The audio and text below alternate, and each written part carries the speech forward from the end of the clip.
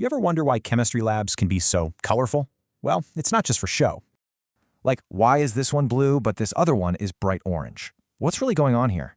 And then you see words like ligands and orbitals and, yeah, it can get overwhelming pretty fast. But what if I told you it's not about memorizing? It's about learning to see a pattern.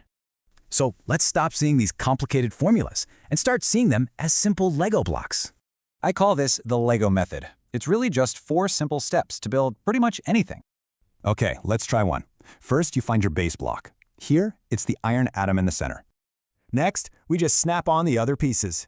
In this case, 6 cyanide ligands click right into place. And that number, 6, well, that's just what we call the coordination number. Simple as that. And when you put them all together, you get this really cool shape. It's called octahedral. So we've got the shape down, but that still doesn't tell us about the color. Why is it colored? Well, it's because those Legos actually create this tiny little energy gap right in the middle atom. An electron absorbs some light to jump that gap. The color we see is just the light that's left over. Remember that copper sulfate? It's just soaking up orange light and reflecting the blue light back to our eyes. So here's the secret. The whole secret is just about how big or small that energy gap is.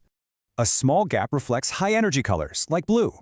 A larger gap reflects lower-energy reds and yellows. So forget trying to memorize a bunch of tables. Let's just build a mental map with stuff we already know. Think of it like this. Copper sulfate is blue Gatorade. Potassium dichromate is just orange juice. See? Easy. You've got the tools now, you get the idea, so how do you actually start putting this into practice? Okay, here's what you're going to do. First, try building just 3 structures using our Lego method. Give it a shot. All right, let's bring it all home. When you break it down, it's a lot simpler than it seems, right? The structures are Legos. The color comes from an energy gap, and always use associations. Once you start seeing the patterns, chemistry becomes this awesome puzzle that you can actually solve.